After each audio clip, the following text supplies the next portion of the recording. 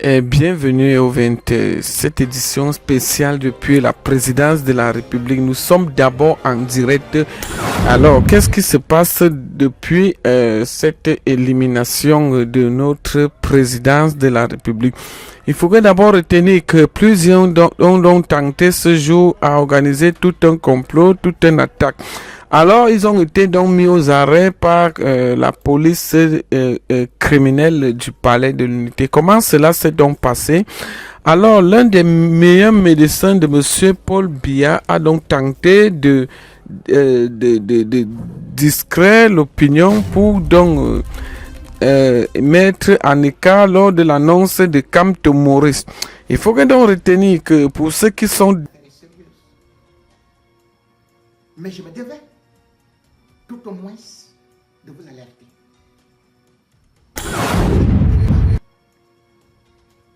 Ce que les autres vous disent que le Cameroun c'est un pays de démocratie.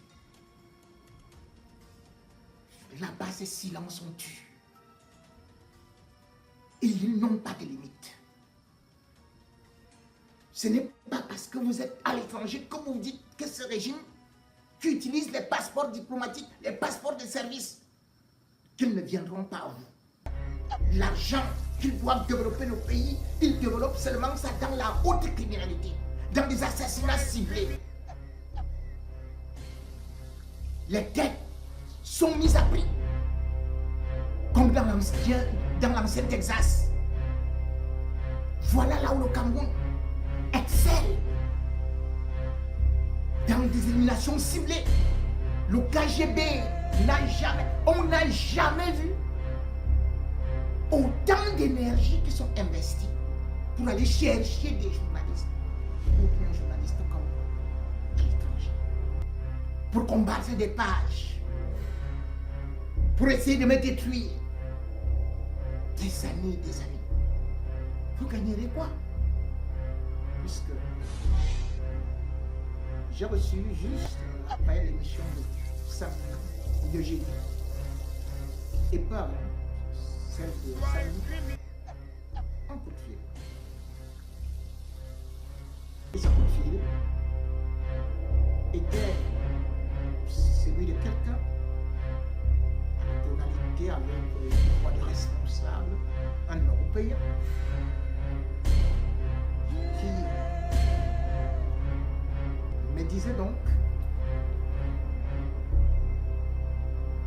que j'avais bénéficié d'un programme mis sur pied par le gouvernement français. Et je l'ai écouté, il me parlait qu'il était de la sécurité sociale.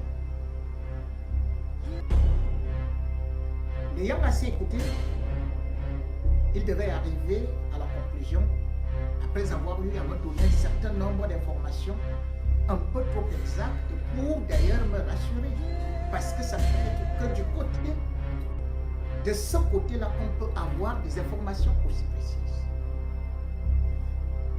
Et c'est là où il me dit que je dois bénéficier d'une consultation à domicile. Je lui dis, il s'agit de quelle consultation? Il me dit, c'est une consultation auditive. Donc des médecins vont se déplacer par rapport à cette campagne qui est lancée par l'État. Et pendant cette consultation, on vous donnera également des appareils que vous allez utiliser. Que vous soyez malade ou pas, vous pouvez d'abord les garder. Bref, il était très rassurant. Après m'avoir donné ce lot d'informations, j'étais quand même un peu curieux de savoir comment est-ce qu'il a fait pour m'appeler, dans la mesure où je sais que en Europe et particulièrement en France, lorsque vous devez aller chez le spécialiste, c'est plutôt votre médecin généraliste qui va vous donner une note que vous devez y apporter. Je ne comprenais donc pas comment est-ce que moi, n'ayant jamais eu mal aux oreilles, je pourrais être dans une telle situation. J'étais parti au boulot et rentrant, je m'étais quand même posé un certain nombre de questions.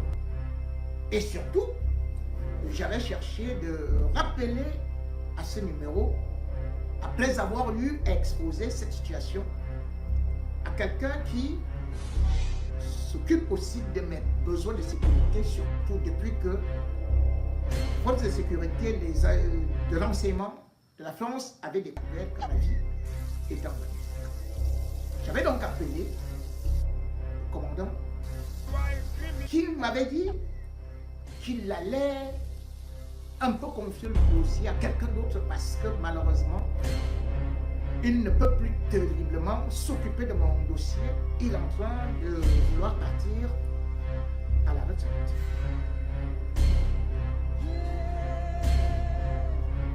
Lorsqu'ils avaient eu à parler avec moi, j'avais donc gardé le numéro de téléphone. Et c'est ce numéro de téléphone que je vais finalement réutiliser. Quand j'appelle maintenant par ce numéro de téléphone, ça me renvoie ailleurs, bien au contraire, dans un truc de sondage concernant les énergies. Ça ne concerne plus la médecine. J'essaie quand même de comprendre ce qui se passe. Quel est ce numéro qui, curieusement, m'a donné beaucoup d'informations me concernant et aussi me demandait d'attendre la réception des médecins et tout ça. J'avais donc compris qu'il y avait quelque chose qui n'allait pas. Puis lundi, alors qu'il s'était supposé, selon ce qu'il m'avait dit, qu'il devait passer aux alentours de 11 heures et que ce sera avant midi. J'avais donc eu à confier encore le numéro à quelqu'un des forces de sécurité qui finalement avait trouvé que cette histoire était très louche, mais m'avait demandé quand même que maintenant on va chercher à les piéger puisque ce sera à tel ou tel lieu. J'avais reçu aux alentours de 10 heures un autre coup de fil. Ce n'est plus avec le même numéro. Ce n'est plus avec le 09, c'était lié avec le 01. Et cette fois-ci, on me dit que c'est une équipe de 3 médecins qui doit arriver chez moi. Je dis, c'est toujours la même heure? Oui. Mais comment vous faites pour... Est-ce que moi je ne peux pas venir vers vous? Non, non, non, non. Les appareils doivent vous être posés. Vous devez nous attendre. C'était quand même curieux parce qu'ils avaient dit ils passent de quartier en quartier. Sauf que en ce temps, quand même, le dimanche, personne ne m'avait dit dans mon quartier qu'ils devaient recevoir la visite des médecins qui devaient venir aussi s'occuper. J'ai quand même des voisins qui sont déjà assez âgés, mais qui ne reçoivent pas une telle offre.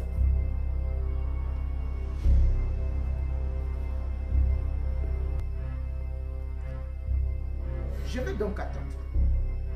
Sauf qu'ils ne savent pas que le milieu est déjà, ou peut-être ils savaient même. Puisque à cette heure, l'intervalle qu'ils m'ont donné, personne n'est passé. Personne n'est passé. Et quand la police, qui bien sûr était en civil, lève le pied, bien quelques 30 minutes après, je reçois encore un coup de fil. Cette fois-ci avec un autre numéro. Que les médecins sont déjà chez moi. Ils doivent entrer. Ils doivent entrer comment? Mais je vous attends depuis... Non, non, non. Il faut vraiment... Mais monsieur Ngono, sachez que c'est une chance unique. Vous avez été sélectionné. C'est des appareils de plus de 13 000 euros. J'ai dit, mais 13 000 euros, je n'ai pas mal au tympan. Le temps pour moi de prendre maintenant l'autre téléphone pour lancer l'alerte. Mais ils sont déjà venus, puisque finalement on s'était dit que c'était des rigolos. Que bon, certainement c'est une fausse alerte, peut-être c'est.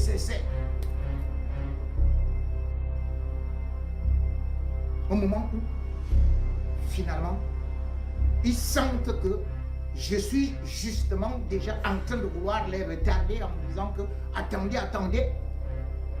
Allez, ils sont levés le pied. Les forces de sécurité ont pu récolter quelques informations. Et aussi mes caméras de surveillance ont pu recueillir quelques informations qui cependant, comme je l'ai dit, c'était des professionnels. Il n'y avait aucun médecin dedans. Et même le véhicule qu'ils ont utilisé, c'était une fausse plaque d'immatriculation. Ce qui veut dire que ces gens, ils venaient chez moi pour me finir sur place. Il n'avait rien à voir avec tout ce qu'il me racontait. Et la preuve, c'est que toutes ces lignes qu'ils ont utilisées,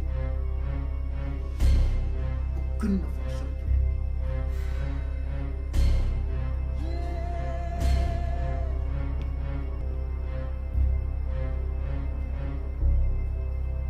Le régime Biya, avec tous ceux qui sont là, a souvent utilisé ces méthodes. Ces méthodes de kidnapping, ces méthodes où on vous met quelqu'un qui va paraître comme un responsable et qui va vous mettre en confiance. Et dès qu'ils sont chez vous, parce que c'est vous-même qui ouvrez, ils viennent vers leur salle. D'ailleurs, c'est ce qu'ils avaient fait avec un certain Maître Ngongo Otu. Maître Ngongo Otu est celui-là qui était aussi très critique envers le régime Biya. C'était un brillant avocat, puisque d'ailleurs il a été le tout premier directeur de l'école de police judiciaire au Cameroun. Il a même été le premier procureur de la cour d'appel de Yaoundé. Mais Maître Ngongo était aussi ce parleur, celui qui empêchait le régime de tourner en rond et qui critiquait un certain individu qu'on appelle Ngba Damas. Le régime Biya, depuis fort longtemps, a eu à tisser des relations avec des réseaux de la DGSE, c'est-à-dire parfois des gens qui n'en font plus partie. Et Ngba Damas, qui était l'ami de Biya, avait donc réussi à créer l'une des cellules les plus dangereuses qui puissent exister. Parce que c'était les réseaux Foucault. Ngba Damas, lui, c'était un ancien couturier. Mais sa spécialité était de recruter des tueurs à gages. Et ces tueurs à gages allaient à la fois au Cameroun et aussi en Europe. Et même aux États-Unis. Aux États-Unis, au Canada, en Allemagne et tout et tout. D'ailleurs, j'ai été surpris que lors de ma tentative d'enlèvement en 2023, que le Cameroun soit classé comme l'un des États les plus dangereux qui réussit à détruire les réfugiés politiques à l'étranger. Ils avaient cette information. Et aussi avec l'affaire de Martinez Sissoko, ça a permis encore de bien mettre l'œil sur l'État du Cameroun. Et puisque je vous parlais de Maître Ngongo, qu'est-ce qu'ils avaient fait? Ils avaient pris comme ça parce que Maître Ngongo, lui, c'était au Cameroun à l'époque. Il habitait, je crois, à Mélène. Ils avaient réussi à s'introduire chez lui, comme aussi des amis. Je ne sais pas ce qu'il lui avait dit. Toujours est-il que c'est lui-même qui était parti ouvrir la porte. Quand ils étaient arrivés, ça nous étions en 1988. Quand ils étaient arrivés chez lui, Maître Ngongo était ceinture noire en karaté. La bagarre a déclenché parce qu'ils voulaient le finir sur place. Finalement, ils auront le dessus parce que Ils étaient 3. Ils vont le laisser mort, pour mort. Ils s'en vont. Maître Ngongo, ils avaient calculé, quand il n'y avait plus ses enfants à la maison, ou plutôt les enfants n'étaient pas là, la femme n'était pas là, c'est en ce moment où ils sont arrivés. En plein jour. Ce n'est pas la nuit. En plein jour. C'est si je donne ces informations aussi pour que d'autres ne puissent pas tomber dans ce piège. Alors, sauf qu'il n'était pas mort. Lorsqu'il ne meurt pas, ça crée le scandale au Cameroun. Eh bien, la famille et tout le reste décident que non, ce n'est pas possible et tout. Et qu'est-ce qu'Ongba Damas fait? Ongba Damas, il savait qu'il était au service de Biya et que justement, il travaillait avec ces gars de la DGSE qui eux-mêmes étaient des recrues de Charles Pasqua à l'époque, qui était de la cellule de Gaulle. Charles Pasqua, c'est lui qui était spécialiste pour recruter ces gens-là avec la bénédiction, ou plutôt avec le concours financier d'Ongba Damas, qui recevait l'argent des caisses noires, et comme ça, on vous élimine aisément.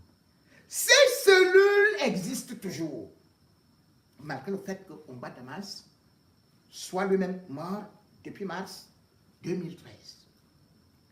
Maître Ngongo Toué est donc venu ici. Et qu'est-ce qu'on a fait? On l'a amené à l'hôpital américain. Mais sauf que là-bas, il y avait sa sœur qui devait surveiller. Parce qu'on savait que ces gens vont envoyer certainement d'autres personnes pour aller l'éliminer, pour aller l'éteindre. Effectivement, sa sœur n'avait pas été attentive. On est venu la flatter pour aller lui acheter quelques petites robes en lui disant que tu n'as qu'une seule tenue. Dès qu'elle est partie, les faux médecins l'ont abattu. Maître Ngongotou a été tué dans de telles façons, en France, par les services secrets de la DGSE.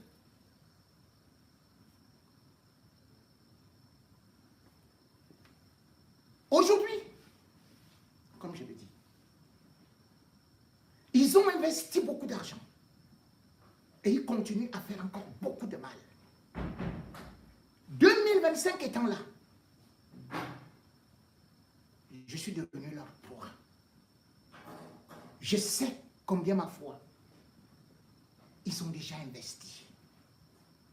J'ai eu ces informations avant, mais je ne savais pas qu'ils allaient vite agir avant même qu'on atteigne déjà décembre.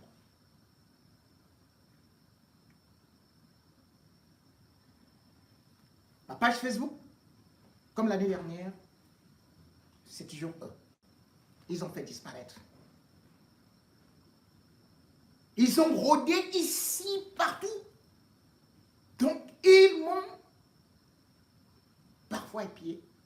Mais sauf que, comme ils savent que moi-même, aussi, je ne suis pas seul, et que je bénéficie quand même d'une sécurité, on peut rapprocher des services de sécurité de la France. Ils ont voulu utiliser le côté traitement. Je n'ai pas mal aux oreilles. Je n'ai jamais pris un rendez-vous avec qui que ce soit. Comment ont-ils pu faire pour avoir toutes ces informations, et sur moi, et sur la famille, et sur les adresses, et sur ceci et cela?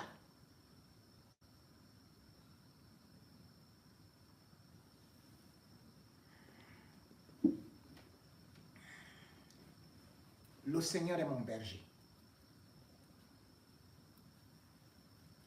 Que 1000 tombent à gauche, 10 000 à droite, je ne serai pas atteint.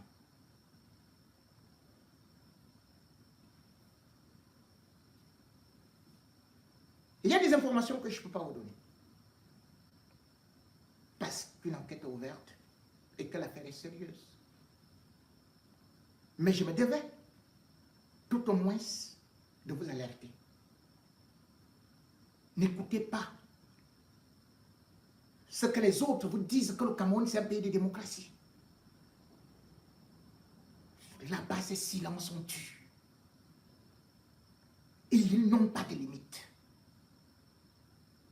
Ce n'est pas parce que vous êtes à l'étranger que vous dites que ce régime qui utilise les passeports diplomatiques, les passeports de service, qu'ils ne viendront pas à vous. L'argent qu'ils doivent développer nos pays, ils développent seulement ça dans la haute criminalité, dans des assassinats ciblés. Les têtes sont mises à prix, comme dans l'ancien Texas. Voilà là où le Cameroun excelle dans des éliminations ciblées. Le KGB on n'a jamais vu autant d'énergie qui sont investies pour aller chercher des journalistes ou bien journalistes comme moi à l'étranger, pour combattre des pages, pour essayer de me détruire. Des années et des années. Vous gagnerez quoi? Vous ne gagnerez rien. Aujourd'hui, ils sont incapables de pouvoir utiliser cet argent, ne serait-ce que pour leur propre, pour la sécurité du palais présidentiel. Vous avez entendu? Tout un cabinet du directeur. C'est-à-dire que le cabinet civil, c'est-à-dire la cuisine interne de Paul Biya. On vous dit que les gens sont allés là-bas pour voler. Ils sont entrés ils sont entrés dans le bureau de Mbondayolo. Est-ce que vous entendez ça? À la présidence de la République. Mais cela veut dire que c'est un État voyou. La présidence de la République, c'est l'endroit le plus sécurisé d'un pays. Quand vous allez à la présidence de la République, contrairement aux autres palais, vous avez déjà toute une grosse barrière. La présidence de la République a été construite sur des hectares par Amadou Ahidjo, avec, bien sûr, au niveau de l'architecture, Clément Kakou, un franco-tunisien. Là-bas, vous avez un grand mur. Vous avez la direction de la sécurité présidentielle, la DSP. Vous avez la GP, la garde présidentielle. Vous avez même la police, vous avez la CEMIL. Un bandit fait comment pour entrer là-bas? Jusque dans le bureau qui est au-dessous de Paul Biya. Le bureau de Paul Biya, c'est au 3e étage. Le bureau de Mbondayolo, c'est au 2e étage. Pour rentrer, arriver là-bas, il faut prendre un ascenseur. Donc, il faut avoir un badge.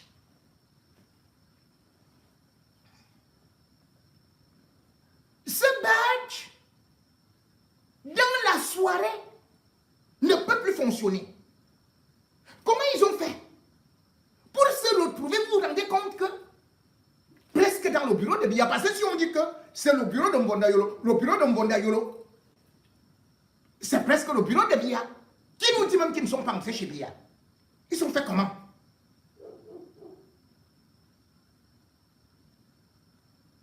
Pour aller faire quoi? Pour aller chercher quoi?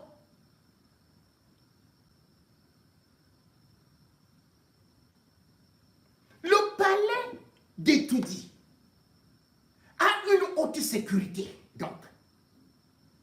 Il y a le BIR, il y a les caméras de surveillance, il y a ceci et cela. Et on vous dit que les caméras de surveillance ont été déconnectées.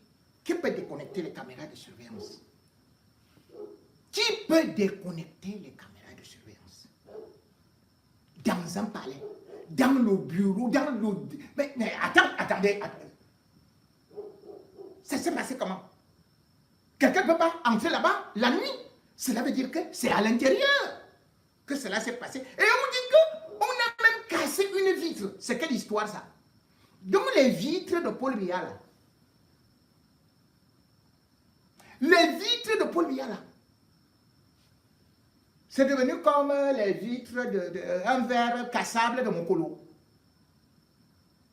Mais le palais présidentiel, même les vitres sont supposées être blindées. Le palais présidentiel, quand il a été construit, eh bien, c'était avec la haute sécurité, puisque le même architecte qui a conçu cela, c'est celui également qui a conçu le palais de Mobutu à Bagdoli. C'est lui également qui a conçu la grande basilique de Yamoussoukro, au Fouad Boigny. C'est lui également qui a conçu voilà, le palais présidentiel tunisien. Comment on peut dire qu'on a réussi et personne n'a entendu le bruit? Et il y a au moins 1500 soldats là-bas. Ils n'ont pas entendu. On peut casser la vitre du palais présidentiel et vous n'entendez pas? Ça veut dire que Biya lui-même est en danger. On dit que c'est nous qui sommes en danger, mais non, c'est Biya qui est en danger. Cet État, c'est un État voyou.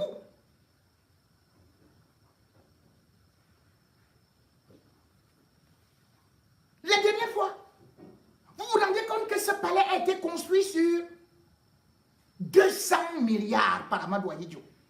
Et puis, il y a eu 5 milliards que Amadou Ahidjo a utilisé pour la décoration intérieure de ce palais. Donc, même les robinets étaient en or et en argent. Repartez au palais présidentiel, au palais là où se trouve Paul Biya. On a volé tout, même les robinets. Les robinets ont été volés au palais présidentiel.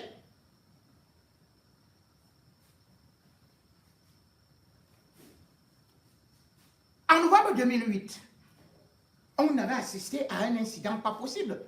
Un palais présidentiel, on vous dit que un mur s'est effondré parce qu'il y avait eu la pluie. Un mur s'est effondré. Donc, ils sont même incapables d'entretenir ça. Vous prenez de l'argent pour venir chercher seulement, veillez à la sécurité de Paul Biya. Paul Biya doit liquider tout ce monde-là. Il doit les chasser.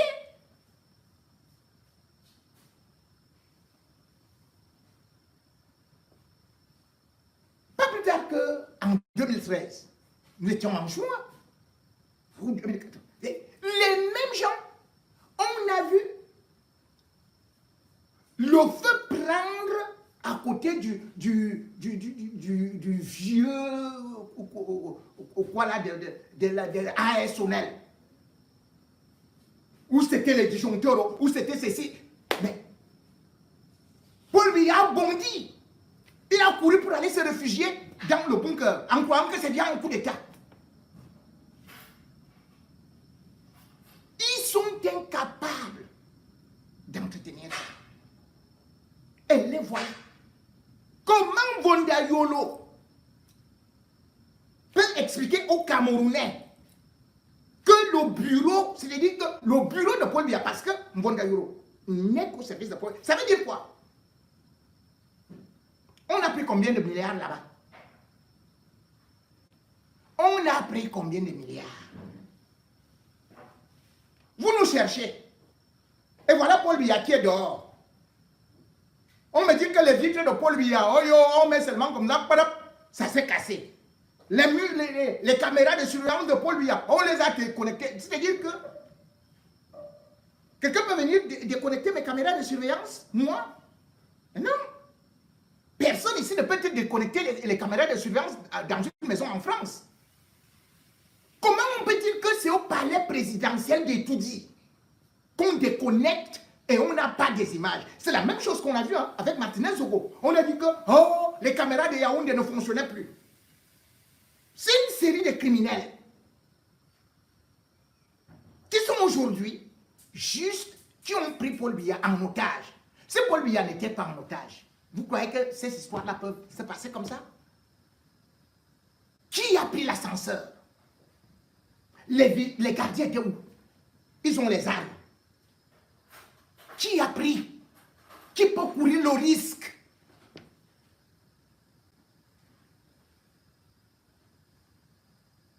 Et au-delà de ça, ce n'est pas seulement les cartes. Hein. Même l'ascenseur doit fonctionner aussi avec la reconnaissance des empreintes digitales. Comment on a fait? Ce bandit sortait de mon colo. Il a sauté la clôture. Et puis il a réussi à forcer quelque chose dans l'ascenseur. Et il se retrouvait tout simplement dans le bureau de Mbondayolo.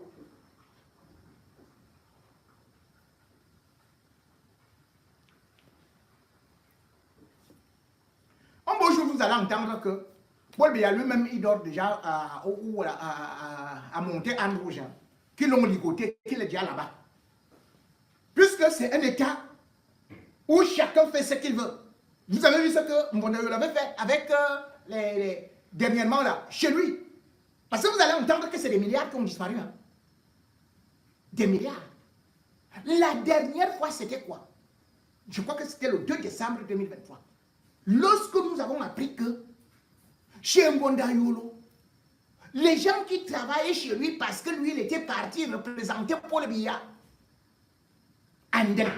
dans une messe, que les gens avaient réussi à voler chez lui 2 milliards. Si on vole chez Mbondayolo 2 milliards, imaginez-vous, le cabinet civil à ce qu'on appelle les caisses noires. On a volé combien là-bas? Cela veut dire que en fait, c'est un complot pour détourner au moins ce qu'il y a souvent dans les caisses noires. C'est-à-dire que ça peut être même 20 milliards, ça peut être même 100 milliards, ça peut même être 200 milliards. Ce n'est pas un individu qui est parti de quelque part pour aller se retrouver là-bas au palais. Et quand nous disons ça, cherche à nous tuer. Parce que nous disons juste la vérité. Vous êtes loin là-bas. Nous, on est loin ici plutôt. Mais on voit ce que vous faites là-bas. Parce qu'ils sont en train de préparer ce qu'on appelle le trésor de guerre. Le trésor de guerre, c'était quoi?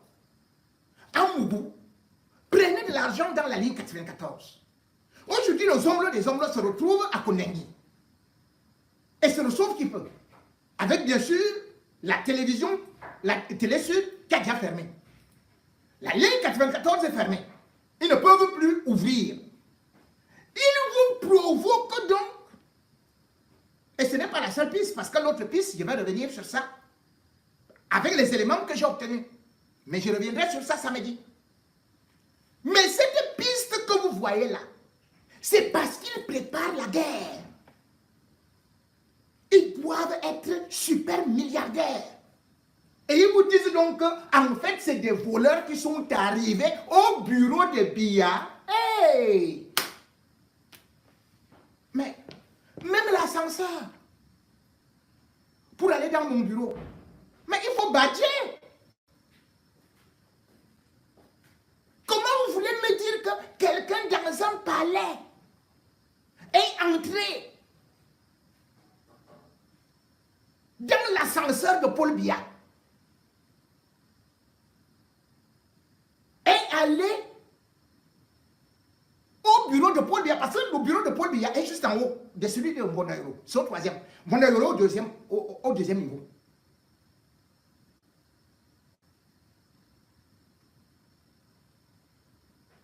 Qu'est-ce qu'il partait chercher?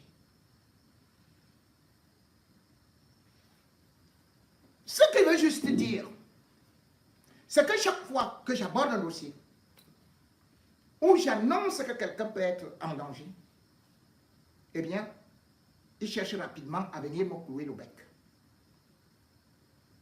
Ma dernière sortie, où je parlais à une icône, un petit frère, Samuel Eto'o, je lui avais dit, dans mon direct, que dans le milieu, le lac des requins, qu'il est là,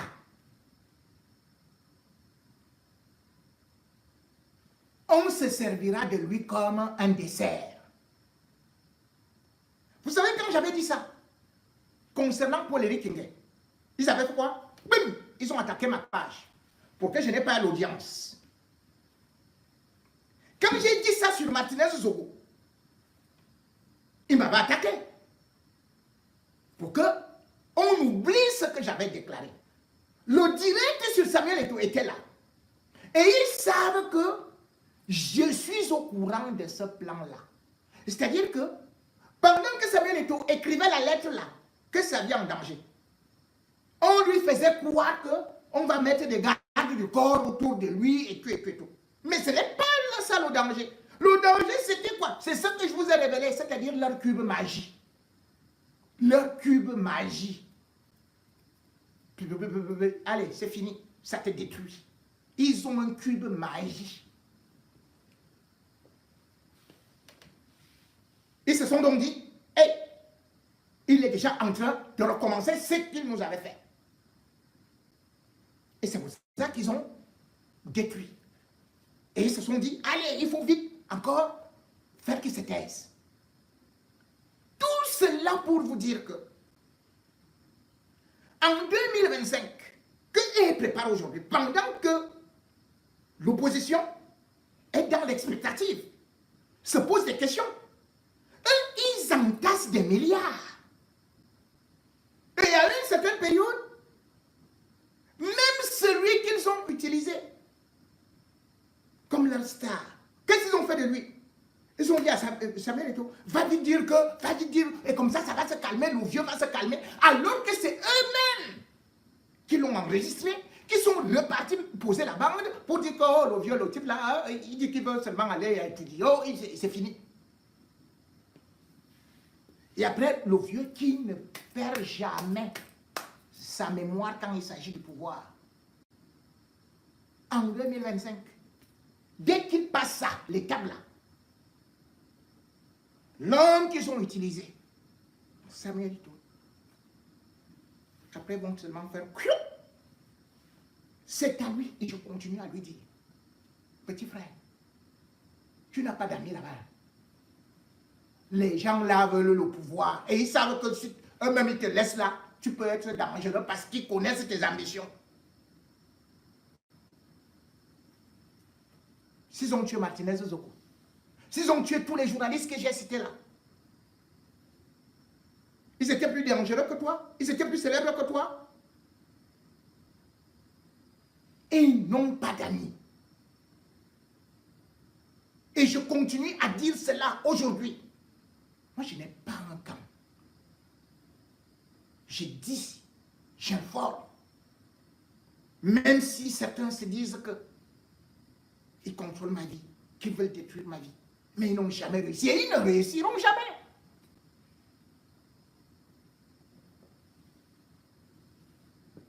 Et tu dis aujourd'hui, c'est le clan du sang. Tous ces argents et tous ces détruire. Parce que bien aujourd'hui, c'est un légume. Bien aujourd'hui ne contrôle plus. Et dans cette lutte-là, on aurait pu aussi profiter de leur querelle intestine pour pouvoir lancer nos vraies campagnes. Mais nos campagnes sont où? Nous sommes en train, regardons-nous. Nous sommes en train juste de faire des petites querelles, de faire des clashs inutiles. Et c'est comme ça depuis 40 ans que Paul Biya nous manipule. Paul Biya envoie des gens dans la distraction qui, au lieu de regarder où sont nos ennemis, ils regardent plutôt dans leur propre camp. Nos ennemis sont là-bas. Ceux qui ont versé tout le sang des anciens combattants. Ceux qui ont versé le sang de tous ces opposants qui ont voulu juste la liberté. Ceux qui ont détruit nos enfants. Mais regardez comment est-ce que les opposants parfois se comportent.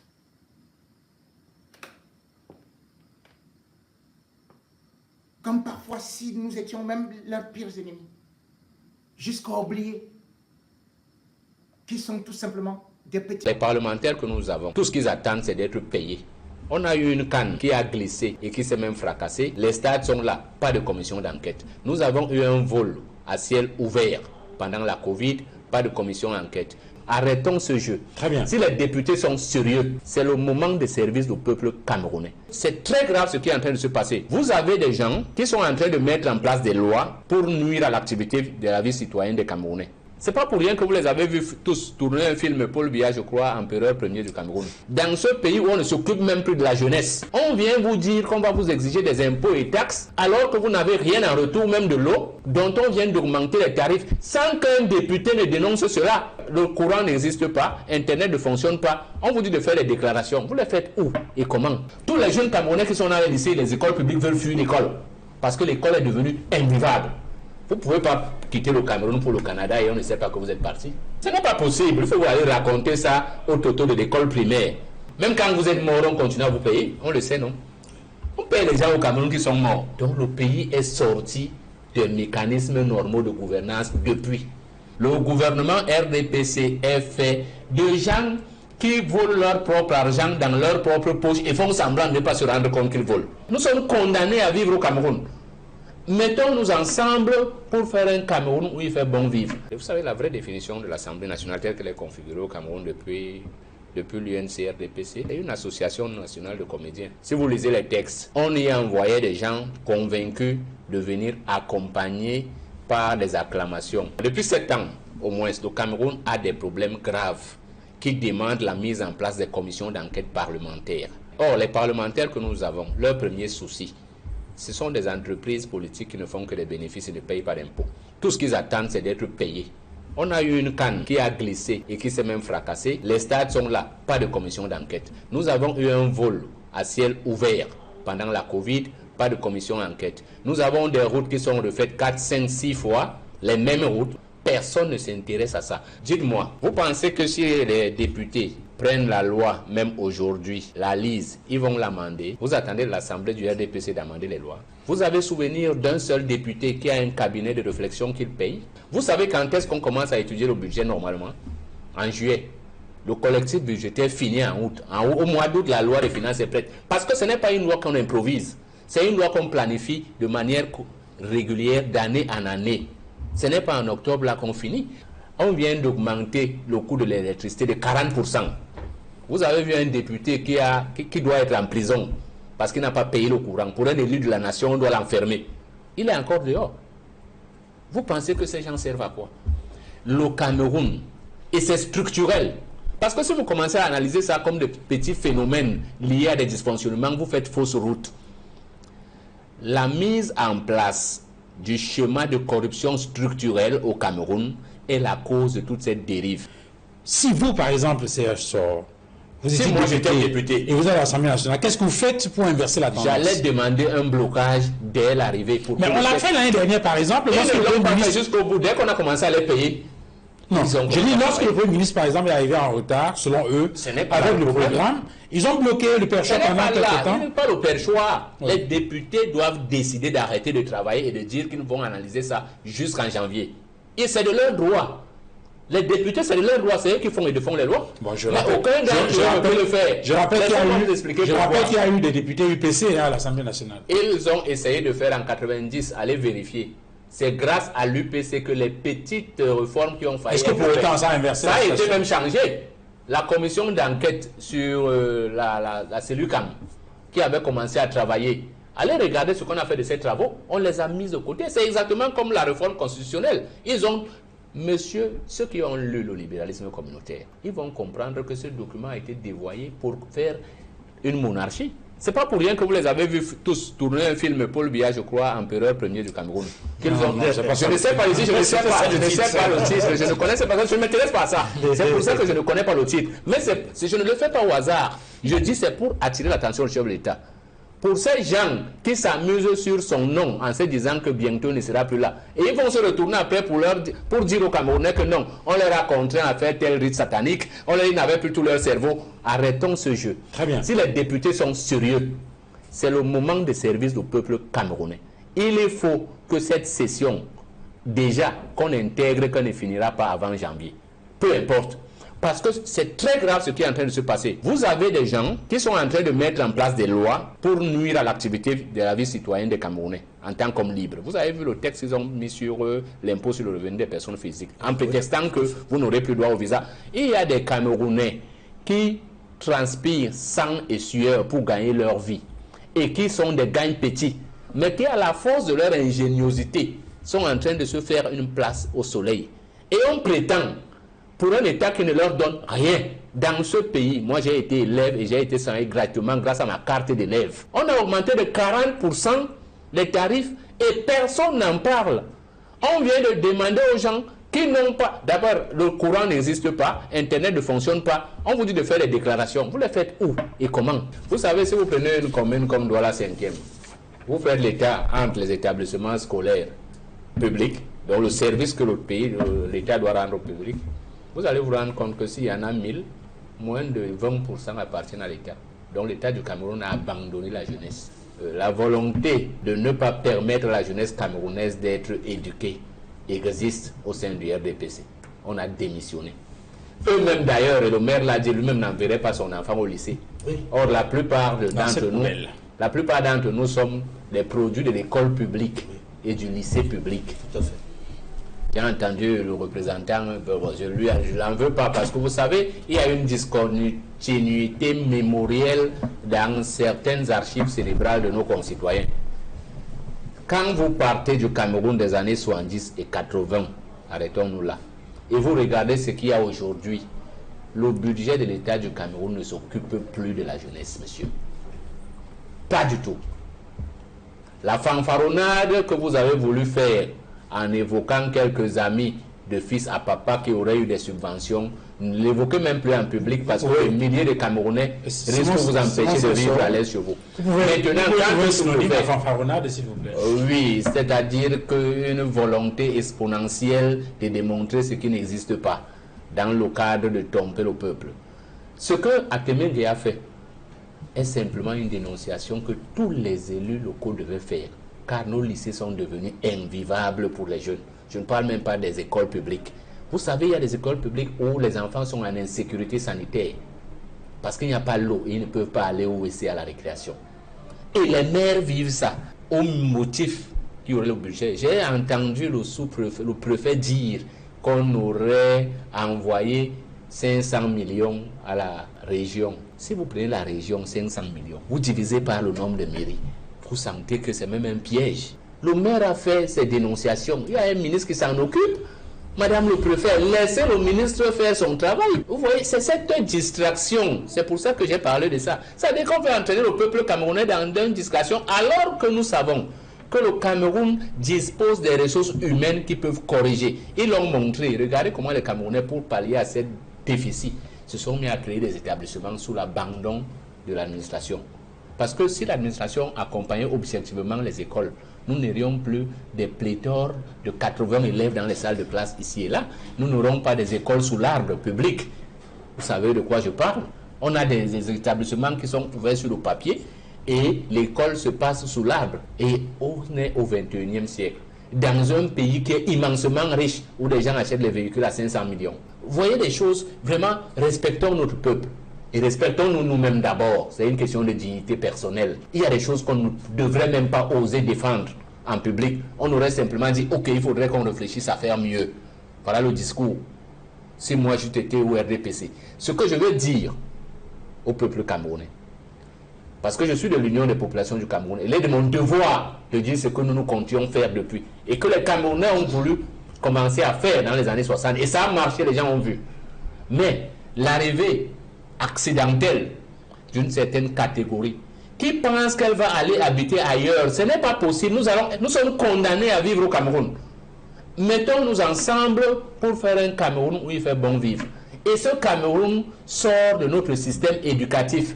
Ne l'abandonnons même pas au nom de je ne sais quel intérêt aux mains de l'enseignement privé. Ce n'est pas possible. Je pourrais embrayer pareil sur la santé, mais je dis sur l'éducation. Il nous faut avoir des lycées qui attirent les élèves. C'est-à-dire quand un enfant se réveille le matin, il a envie de courir à l'école. Mais aujourd'hui, si nous faisons une enquête, tous les jeunes Camerounais qui sont dans les lycées et les écoles publiques veulent fuir l'école. Parce que l'école est devenue invivable. Nous, on était contents de courir à l'école. Nous étions en manque pendant les vacances. Maintenant, ce n'est plus possible. Les enfants ont peur d'aller à l'école parce que l'école est devenue une catastrophe. Au moins, sur ce point, ressaisissons-nous ensemble. Au moins, sur ce point, redonnons la dignité à notre jeunesse. Au moins, sur ce point, faisons rêver les Camerounais. C'est pour cela qu'il sera incompréhensible qu'en 2025, l'UPC ne gagne pas les élections présidentielles. Ça sera incompréhensible. On aura honte. On insultera le Cameroun. Et c'est pour ça que vous les voyez se battre pour dire que l'UPC a dit qu'elle sera derrière le candidat. C'est faux. C'est pour ça qu'ils se battent. La manigance là, c'est parce que tout est écrit. Moi, je vous l'ai dit, ce n'est pas l'occasion ici. Nous avons longtemps aidé les autres partis. Nous avons longtemps appuyé même l'opposition et on a vu les résultats. Cette fois-ci, l'Union des populations du Cameroun a dit qu'elle aura un candidat au présidentiel. Et elle dit que ce candidat a même déjà gagné. Parce qu'au Cameroun aujourd'hui, c'est voter l'UPC. Sinon, vous n'avez rien fait. J'entends les petites voix dire que vous êtes un catastrophiste. Non, rien n'est catastrophique pour moi. Est-ce que de vous à nous traversons à l'école publique de Daido que vous avez connue dans les années 78? Allons regarder ce à quoi ça ressemble. Il n'y a pas d'air de jeu. Il n'y a pas d'espace. Traversons au lycée. Ces gens sont allés jusqu'à construire des lycées sur les écoles publiques, comme s'il n'y avait plus de terrain. Et ils ont acheté en privé les terrains de l'État. Est-ce que c'est catastrophique? Ce ne sont que des faits que tous les Camerounais qui marchent sur la route peuvent voir de leurs yeux. Nous sommes dans un pays où le dimanche à Douala, il n'y a plus de taxis. On a poussé les Camerounais à devenir des bensikineurs. Et on a applaudi ça ici. Vous savez, le mot le plus important dans cette affaire, c'est même assainissement. C'est-à-dire que c'est tellement sale qu'on veut dire aux Camerounais qu'on va faire un peu d'assainissement. Et vous savez, dans le cadre de l'assainissement, on n'éradique pas la salubrité. Un État normal, moi je vous ai dit que le problème est structurel. La corruption est une structure mise en place par le régime UNCRDPC pour gouverner le Cameroun.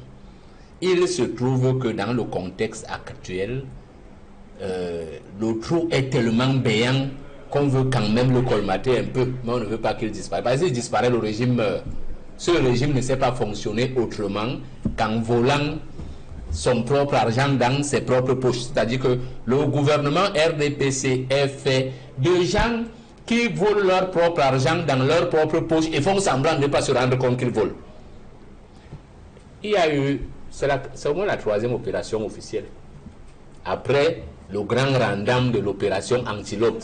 Vous avez connu l'antilope, c'est-à-dire qu'on est allé à la chasse. On est allé à la chasse avec une proie. L'antilope est une proie, l'antilope ne chasse pas. Vous avez un gouvernement de lions et de panthères et d'hyènes. Et vous voulez aller à la chasse avec les antilopes. Laissez-moi vous dire qu'il s'agit d'une gesticulation. Et Paul Biya lui-même a dit que gesticuler n'est pas signe de vitalité. Ce gouvernement se trompe, il ne fait rien. Il ne fait rien, pourquoi? Parce que tout part même de l'identification des gens. Vous ne pouvez pas quitter le Cameroun pour le Canada et on ne sait pas que vous êtes parti. Ce n'est pas possible. Il faut vous aller raconter ça aux totos de l'école primaire. Je dis bien pas aux enfants de l'école primaire. Les enfants de l'école primaire vont comprendre, ils vont vous dire, monsieur, vous ne dites pas la vérité. Ils ne vont pas vous insulter en disant que vous mentez. Ils vont vous dire que ce que vous dites, cher aîné, semble ne pas être juste. Vous ne faites rien là. Alors, prenons le cas, ces gars, on dit qu'ils ont volé 30 milliards. Bon, on peut quand même leur demander de rembourser si on est honnête, puisqu'on les connaît. Ces gars, on dit que certains sont partis du Cameroun. Quand tu veux partir du Cameroun, tu demandes un visa, on te le donne et on te dit tu as 1 mois. Quand tu n'arrives pas à la fin du mois, c'est que tu n'es plus là. Et la procédure veut qu'on t'adresse une demande d'explication. Tu ne viens pas. Après, on te traduit au conseil de je sais quoi. Tu ne viens pas. Si on part même regarder, quand l'État du Cameroun aurait les procès dans cette affaire, vous allez vous rendre compte qu'on a même pris certains en sachant qu'ils vont faire un procès, qu'ils vont gagner contre l'État du Cameroun. L'État du Cameroun va encore payer de l'argent. Quand vous allez bien regarder, parce que ce n'est pas comme ça que ça se passe. Si on voudrait vraiment combattre cette affaire, l'administration, aujourd'hui, on a l'ère du numérique. Vous trouvez des gens qui ont pris fonction et qui attendent d'abord 1 an pour être payés. Ça veut dire que le mal commence même à l'entrée. Si c'est si compliqué d'être payé quand on vous a fait, ça veut dire que ça va devenir incapable de savoir même si vous êtes là ou pas. Si on n'arrive pas à savoir quand vous avez commencé à être payé. Donc, du coup, dès que vous êtes payé et qu'on n'a même plus le temps de vérifier, même quand vous êtes mort, on continue à vous payer. On le sait, non? On paye les gens au Cameroun qui sont morts. Comment quelqu'un peut avoir obtenu un acte de décès et ce n'est pas centralisé? Donc, le pays est sorti des mécanismes normaux de gouvernance depuis.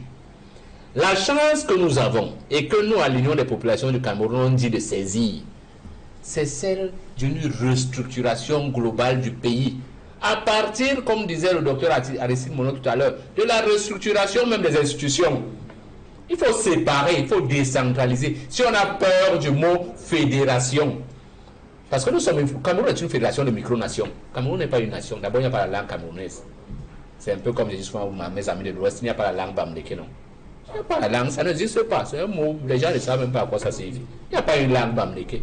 Donc, il n'y a pas une langue camerounaise. Moi, je suis Bassa, quelqu'un est peut-être Bafang, l'autre est peut-être Boulou. Nous sommes des nations qui sont mises ensemble. Donc, par essence, nous sommes une fédération.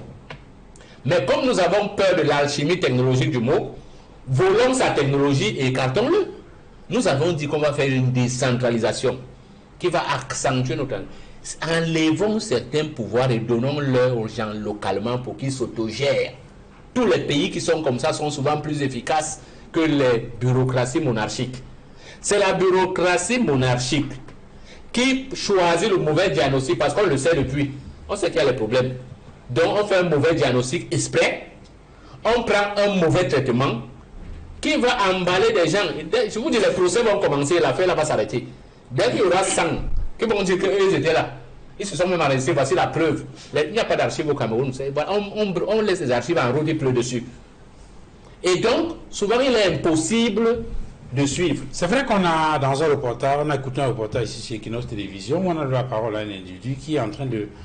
qui a lancé une démarche dans le sens d'une requête pour être réhabilité parce que son nom s'est retrouvé par dans les listes. Les jongleries qu'on fait. J'ai dit, ils le font exprès pour brouiller le système. Ceux qui entretiennent ce système de faux et qui sont institutionnels et qui sont souvent très... Parce que c'est en train de se dénoncer, donc c'est je vous dis que ceux qui le font, qui s'est glissé dans ceux qui le font savent exactement où est-ce que l'État RDPC plus d'argent pour financer les films comme ceux dont on voulait parler là, l'Empereur Premier. Mais ça vous intéresse beaucoup ce film-là? Parce que logiquement, un pays qui a tué au cinéma ne peut pas convoquer les gens pour regarder un film. Alors, ce que nous devons faire, si on veut être sérieux, comme je disais, c'est un, décentraliser. Oui. Deux, numériser à partir de la carte d'identité. Très bien, ça vous convient ça? Trois, rendre effectif un système de réplique radar. Quand vous êtes payé, on sait que vous êtes payé parce que vous êtes présent. On sait que vous êtes payé parce que vous êtes présent. C'est pas parce que quand vous avez un compte en banque, vous savez, même les banques camerounaises sont dans cette mafia. Vous pouvez mourir, on n'appellera jamais la personne à qui on vous a choisi de mettre le nom quand vous n'êtes pas là, de venir prendre l'argent dans votre compte. On ne l'appelle pas. Pourquoi? Parce que cet argent, les gars commencent à l'utiliser entre eux pour continuer à s'enrichir. Oui, et ça aussi, comme il y a une législation sur la gestion des fonds en déshérence. Non, cette législation même mauvaise, on l'a dénoncer. Si on avait des bons parlementaires. En tout cas, on aura l'occasion de revenir sur cette s'il question. vous plaît, voilà une autre escroquerie qu'on allait mettre en place. Ce que je veux conclure par là en disant ceci. J'ai parlé aujourd'hui, quand je parlais de l'Assemblée nationale, d'une association nationale de comédiens. Voici une affaire. J'ai rectifié en disant que ça n'est pas le non, je veux que vous insistiez. Qui adopte les lois et qui contrôle l'action du gouvernement. Ne contrôle rien. La preuve, voici des choses qui sont gravissimes. Ils passent 9 mois à ne rien faire et vous allez voir, ils ne feront jamais d'enquête là-dessus. Et ils vont laisser le gouvernement auto-gérer ça. Une fois que le gouvernement s'est dénoncé, toutes les autorités doivent... Très bien, on va s'arrêter là pour ce dimanche. Pourquoi je parle de rebondissement? Simplement parce que il y a quelques jours, j'ai reçu une information classée à 0. Alors, selon cette information-là, Madame Karine Mongwe, donc, alias Karimo, est interdite de séjour en Turquie. La Turquie qui est le pays d'origine de son compagnon. Voilà. Alors, Karine Mongwe est donc interdite de séjour en Turquie et les magasins de sa marque de cosmétiques sont d'ailleurs fermés du côté de la Turquie. Donc, elle est, on va dire, sur alerte rouge. On va dire, elle est recherchée par les autorités judiciaires turques. Et toujours selon des sources qui m'ont contacté pour me filer cette information. Alors, il est question d'un soupçon. Je dis bien, je parle selon les sources d'informations qui m'ont contacté et qui m'ont donné qui m'ont filé cette info, il est question pour les autorités judiciaires turques de voir un peu plus clair sur un réseau de trafic d'organes dans lequel Madame Mongwe Karine serait impliquée. Je parle bien d'une source d'information avec qui j'ai eu un échange qui a mis cette information à ma disposition. Bon, voilà donc les raisons pour lesquelles Karine Mongwe est interdite de séjour en Turquie. Alors, je parlais de l'affaire Sami tout à l'heure parce que on a comme le sentiment que justice est en train de lui être rendue. Je me souviens lors de l'enterrement de Sami, c'était en décembre, je crois le 8, hein, le 8 décembre 2023, c'était il y a presque un an. Lors des témoignages, il y a soit un oncle, soit l'oncle ou soit le cousin de Sami qui a pris la parole et il a dit à cette occasion que il a entendu parler d'une campagne sur les réseaux sociaux dénommée Justice pour Sami. Mais lui, il a préféré dire Justice divine pour Sami. Et je pense que la justice divine est donc en train de régner dans cette affaire. La justice divine est en train de régner dans cette affaire parce que, surtout que la famille qui avait de sérieux doutes sur la thèse de l'accident dont Sami aurait été victime du côté de Kribi, dont la famille avait de sérieux doutes sur la thèse de l'accident. Elle ne croyait pas du tout à la thèse de l'accident. Elle a donc déposé une plainte le 25 septembre 2023 au niveau de la direction de la police, la division, pardon, de la police judiciaire à Eligesono à Yaoundé. Bon, la plainte est toujours pendante, elle n'a jamais connu de suite. Voilà. Les personnes qui sont citées dans la plainte n'ont jamais été entendues.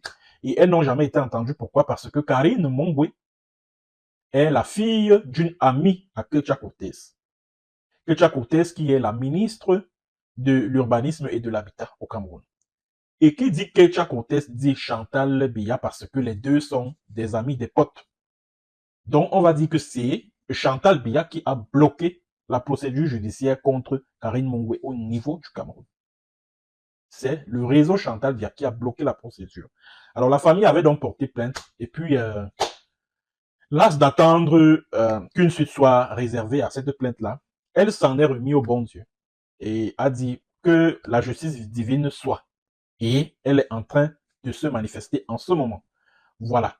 Parce que je me rappelle, quand cette affaire a éclaté, c'est-à-dire que quand, comment il s'appelle, Felicia, qui est la mère de l'enfant de feu Sami, avait réalisé son direct pour expliquer, hein, pour relater les circonstances dans lesquelles Sami le Noir a trouvé la mort. Certaines personnes se sont battues comme un beau diable pour imputer la cause de la mort de Sami à l'hôpital de la Caisse qui n'a pas fait son travail, oh ceci, oh cela, oh que les hôpitaux du Cameroun, machin, ceci c'est monté, c'est descendu, que Karine Mongwe n'a absolument rien à voir avec ça. On a vu des Camerounais, surtout certains qui se réclament du combat pour le changement là, s'acharner sur ceux qui avaient de bonnes raisons de douter de la thèse de l'accident parce qu'elle ne tenait pas debout. On a vu, et quand la vidéo de l'accident a été publiée, une fausse vidéo, c'est-à-dire que la vidéo là puait le faux à vue d'œil. C'est-à-dire on n'avait pas besoin d'être un expert en analyse vidéo pour conclure qu'il s'agissait d'une fausse vidéo. Pourquoi? Parce que quand vous êtes au volant de votre véhicule et que vous faites face à un obstacle humain, le tout premier réflexe que vous développez, c'est de freiner. Or, la vidéo qui a été balancée qui a été publiée sur Facebook là, par Zuimanto, c'est-à-dire la vidéo de l'accident de Sami le Noir là. Quand vous regardez attentivement la vidéo, vous vous rendez compte que la voiture, après avoir percuté Sami, elle continue son bonhomme de chemin. Elle ne s'arrête pas. La voiture ne s'arrête pas. Donc, c'est-à-dire que ceux qui ont monté cette vidéo-là, ils ont utilisé un logiciel que l'on utilise pour les montages cinématographiques. Parce que quand vous regardez souvent certains films-là, quand il y a accident, le véhicule vient, ça passe, allez, ça percute la personne et puis ça continue son bonhomme de chemin. C'est le même logiciel qu'ils ont utilisé. Et bien entendu, La vidéo s'est avérée fausse puisque les personnes qui se trouvaient à cet endroit précis ont été interrogées par des chaînes de télévision. Et au micro de ces chaînes de télévision-là, les témoins, entre guillemets, ont estimé qu'il n'y avait aucun accident à cet endroit. Le 1er juillet 2023, il n'y avait aucun accident à Kribi. On nous a parlé d'une certaine Nana Adèle qui conduisait l'engin en question, qui conduisait le véhicule qui a percuté Samy. Personne n'a jamais vu cette femme-là. Personne ne sait à quoi cette femme-là ressemble, y compris la famille de Samy, y compris la famille de la victime.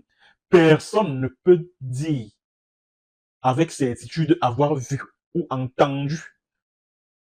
Personne ne peut certifier au sein de la famille de Samy avoir vu cette femme-là.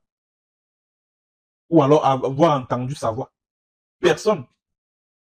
Et on nous a parlé d'un procès. Je me souviens, quand j'avais dénoncé Karine Mongwe en disant que ces gars ont battu Samy, parce que d'après ce que j'ai appris, hein, avec le recul, d'après ce que j'ai appris, Samy a été drogué et c'est pendant qu'il était sous l'effet du somnifère, de la drogue, que les gros bras de Mongwe Karine l'ont battu à l'aide d'une latte, d'une batte de baseball au niveau du bras.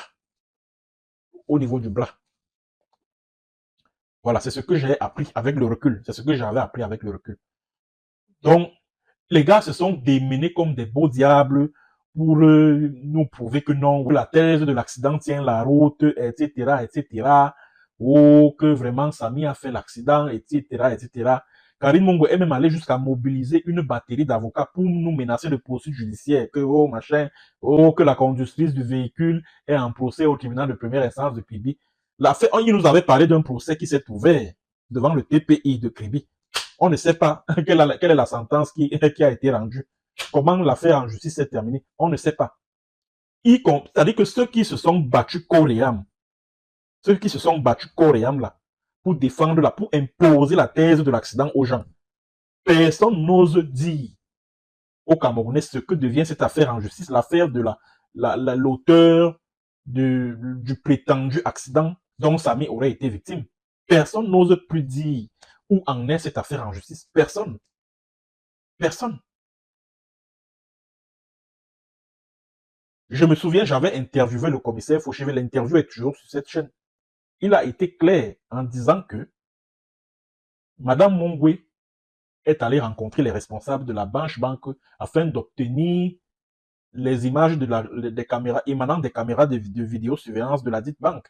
Et ces images-là ont été retravaillées. Donc, elle a recruté, Karine Mongwe a recruté des experts en montage vidéo, en informatique et tout ça, pour retaper ça. C'est-à-dire que pour faire un montage qui a même raté.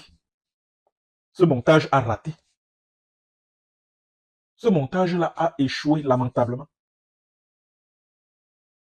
Donc, les Karimo, sa bande, et certains, soi-disant militants pour le changement, là, ils se sont battus corps et âme et tout. Ils ont multiplié des lives Facebook pour nous dénigrer, pour nous insulter, nous autres qui ne croyons pas à la thèse de l'accident. Aujourd'hui, ils sont passés à autre chose. Ils n'osent pas dire aux Camerounais ce que devient. Pourtant, ils nous ont dit, oui, la femme qui a percuté Samy, oh, elle est en procès au tribunal de première instance de Kribi. Que devient cette affaire-là au TPI de Kribi? L'affaire-là est à quel niveau? Ceux qui ont défendu la thèse de l'accident, là, n'osent pas nous le dire. Ils n'osent pas. Samy le Noir n'est pas mort des suites d'un accident. Samy le Noir n'est pas mort d'accident. Samy le Noir a été drogué. Et pendant qu'il était sous l'effet de la drogue, il a été battu. On l'a battu, c'est-à-dire qu'il a reçu des coups au niveau du bras. Il s'est brisé le bras. Et on lui a fait croire qu'il a fait un accident. Donc, du moins, on a comme le sentiment qu'il y a eu un deal entre Karimo et Samy. Samy devait admettre et dire à tous ceux qui l'appelleraient qu'il a été victime d'un accident. En échange de quoi est-ce qu'il devrait le faire? Bon, ça, je n'en sais strictement rien. Toujours est-il qu'on a comme le sentiment que quelques jours, c'est-à-dire qu'après, on va dire, le choc qu'il a eu au niveau du bras, il s'est sans doute entendu avec Karine Mongwe pour dire à toute personne qui l'appellerait que voilà, j'ai été victime d'un accident. Parce que quand on suit le récit de la mère de son enfant, Felicia, on se rend à l'évidence qu'il y avait comme une entente à la base entre Samy le Noir et puis Karine Mongwe. sur ce qu'il devrait dire, y compris aux membres de sa famille, au sujet de ce qui lui est arrivé.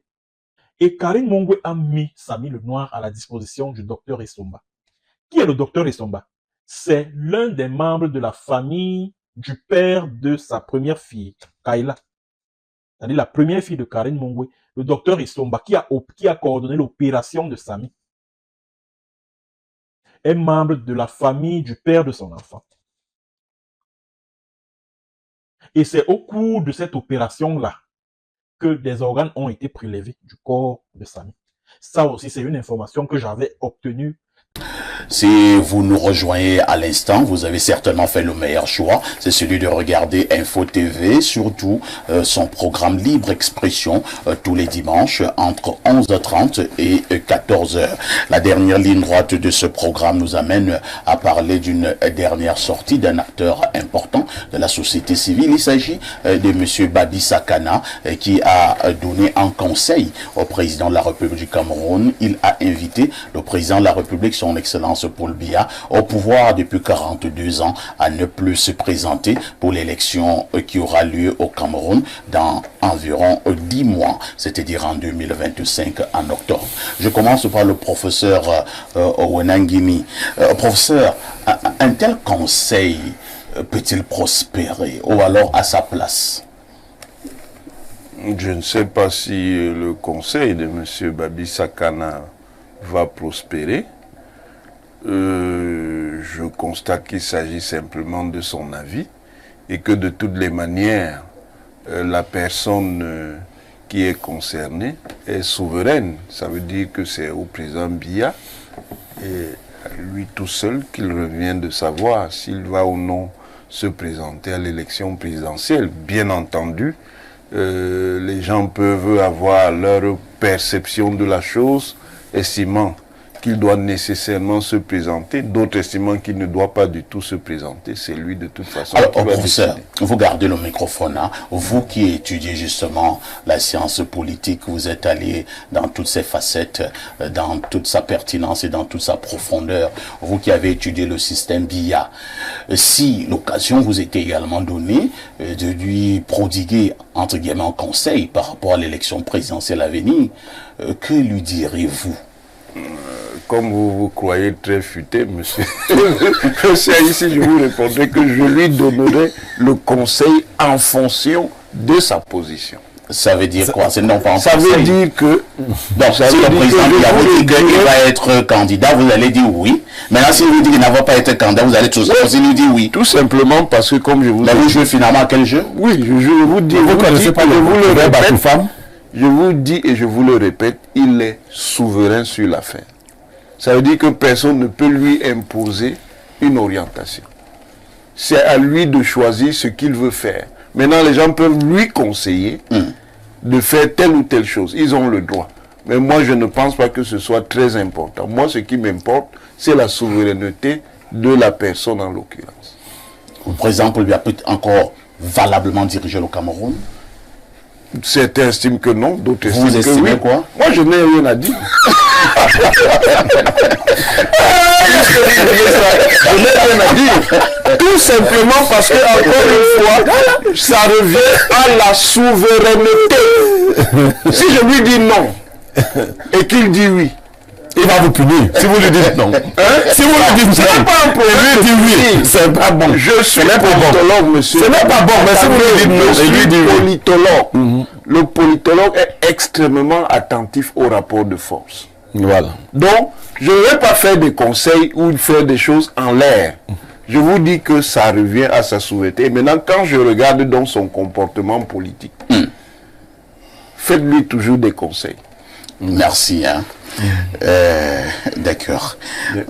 On va passer la parole à l'honorable Essomba Bongonan, qui est justement du RDPC. Il soutient. Et qui peut donner un peu conseil au président. Moi, je pense. Il soutient les du président de la République depuis son accession à la magistrature suprême en 1982. Alors, honorable, l'élection, c'est bientôt. Hein, ce n'est un secret pour personne. Dans un peu plus de 10 mois, les Camerounais iront élire dire le président de la République du Cameroun, Babi Sakana, a demandé au président de ne pas se représenter. Vous êtes du RDPC. Est-il possible qu'au sein du RDPC, qu'on puisse également s'asseoir et peut-être dire à leur candidat habituel qu'il est peut-être temps de laisser quelqu'un d'autre du RDPC se présenter? Est-ce qu'un tel débat peut être à l'ordre du jour au sein du RDPC? Bon, la première chose qu'il faut savoir, c'est que j'ai lu la note de Babi. Oui. C'est une analyse technique qui aboutit à une conclusion politique. J'ai pas très bien compris. Deuxième chose. Ça veut dire qu'il y a un biais. Deuxième chose. Oui, le biais est volontaire. Bien sûr. La deuxième chose, c'est que le même jour, le président a donné une réponse. Le même jour, le président a signé 4 décrets, dont 3 nommaient des directeurs dans les hôpitaux. Et vous avez vu l'activité du président vendredi dernier qui a reçu 8 ambassadeurs qui sont accrédités auprès du chef de l'État. Ça n'a l'air de rien, mais c'est des réponses claires. Bon, les réponses ont été données depuis. Les réponses sont claires depuis pour celui qui sait lire. Et la troisième chose que je dois rappeler, pour ceux qui nous regardent également, c'est que l'article 6, alinéa 2 de la Constitution dit que le président est élu pour un mandat de 7 ans. Ouais. Il est rééligible. Ça veut dire quoi? Ce n'est pas le mandat qui est renouvelable, comme j'entends souvent les gens dire. C'est le président de la République Qui est rééligible. Or, le président Biya est le président en poste, en fonction. Donc, même à certains de nos camarades militants, il n'a pas besoin du congrès du RDPC pour être candidat. Du simple fait qu'il est président sortant, il est rééligible. Je ne sais pas si vous comprenez ce que je veux dire. On peut Bien. comprendre ça. Ça veut dire quoi? Ça veut dire que si on suit la logique de Babi jusqu'au bout, on devrait donc être dans le régime de l'article 6 alinéa 4 de la Constitution. La vacance. C'est-à-dire la vacance Ouais. pour démission. Et à ce moment-là, qui s'installe? Un président par intérim. C'est ce que Babi Sakana veut, en fait, qu'on mette en place. Ouais. Je ne sais pas si vous voyez un peu le jeu. Ça veut dire que, et c'est pour ça que je disais que je ne comprends pas pourquoi une note technique finit par une conclusion politique sans donner cette ouverture. En réalité, vous ne pouvez pas conclure en demandant au président de la République de démissionner si vous ne lui offrez Honorable, pas. vous permettez? Oui. Ça veut dire que dans l'appareil gouvernant, il y a des gens qui veulent faire des pressions sur le président pour qu'il ne soit pas candidat, mais qui n'ont pas le courage d'assumer leur position. Et ils utilisent dans De l'appareil gouvernant. Oui, c'est ce que ça signifie. Et vous voyez donc que quand on entre dans l'analyse, quand on adosse donc les propos de Babi Sakana sur la Constitution, vous voyez que c'est l'article 6 alinéa 4 pour cause de démission. Est-ce que ça ne vous rappelle pas qu'il y a à peu près 60 jours, on avait un débat ici de la durée du président. Les gens voulaient convoquer justement ce même article en disant qu'il y a vacance du pouvoir. Je ne sais pas si vous voyez la proximité des deux situations fait que quand on fait une analyse profonde, on voit que Babi parle, bon, c'est la bouche de Babi Sakana qui parle, mais en réalité, les vrais ressorts politiques Sont derrière. sont derrière. Vous pensez que quelqu'un Babi Sakana La note de peut Babi être Sakana est trop manipulé? technique pour finir sur une chute comme la démission. C'est-à-dire que Babi Sakana, depuis de longues années, c'est son expertise. il a l'autorité de ses arguments. Est-ce qu'il a techniques. besoin vraiment d'être influencé par qui que ce soit? C'est le bon dans les arguments. Tu sais, Il y a les arguments techniques, il y a les arguments politiques. La note Attendez, professeur, il est le papa de la note technique, mais maintenant au niveau de l'argument politique, c'est le Non, ça veut dire qu'il y a un changement de logique. Entre une argumentation qui est technique et une conclusion qui est essentiellement politique. Ce que moi j'attendais après, quand je commence à lire la note, je m'attends forcément à des sorties dans le style de recommandation, d'expertise technique. Et puis même de dans tel scénario. Oui, dans tel secteur, il n'y a pas eu ceci, il n'y a pas eu cela. Voilà. C'est ce que j'attends. Donc, la conclusion sur la démission. Or, la démission est une cause de vacances. Fait que je fais une lecture politique que je rapproche donc de la situation il y a 60 ans. Je me dis, mais comment par une autre technique, le biais politique est la sortie principale. Je ne comprends pas. Et maintenant, pour conclure mon propos, revenant sur le RDPC. Non, le président Biya est le candidat statutaire du RDPC. Il n'est même pas le candidat naturel, il est statutaire. C'est-à-dire que la fonction de président national, sauf s'il a démissionné ce matin, fait que il est le candidat de l'article 27 alinéa 3. Automatiquement. Et je dis à nos camarades militants que il ne faut pas confondre les situations. Parce qu'il est le président en fonction, le président Biya est déjà le seul candidat de l'élection présidentielle de 2025. C'est-à-dire que s'il veut, il n'aura pas besoin de la réunion. Une autre forme de dictature. Non. C'est l'esprit de nos lois. C'est pour ça qu'il faut... je pense que c'est un rassemblement démocratique. Non, c'est parce que... Voilà un monsieur qui est président d'un parti, et tant qu'il est président de ce parti, c'est lui le candidat. Il n'y a pas de débat. C'est toujours ça la démocratie. Parfait. Je te conseille de lire les statuts des autres partis. Non, je n'ai pas besoin de lire. Moi, je parle du RDPC. Je te dis que dans le RDPC, si le président n'était pas président de la République, n'est-ce pas, on lui demanderait l'investiture du parti avant. Statutairement, l'article 27 est clair. Le président national, mais son nom, le président de Biya, son nom n'est pas là. Mais on sait que c'est lui. Non, le président national. Non. C'est la confusion que vous faites. Et je vais vous dire une chose. Oui. C'est-à-dire que l'article 6 alinéa 2 de la Constitution c'est deux phrases que tous les Camerounais devraient avoir présent à l'esprit chaque fois. Le président de la République est élu pour un mandat de 7 ans. Il est rééligible. C'est-à-dire que celui qui est président de la République n'a pas besoin, il n'a besoin que de sa propre volonté pour dire je suis candidat et je repars.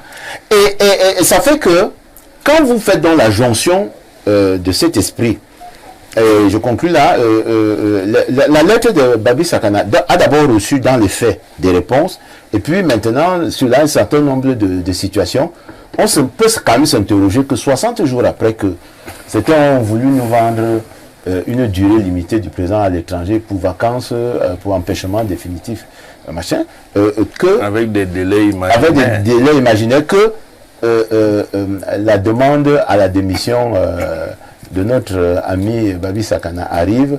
Et moi, je suis de ceux qui pensent que la lettre est arrivée à destination. Attendons la réponse, peut-être que nous serons un peu plus édifiés.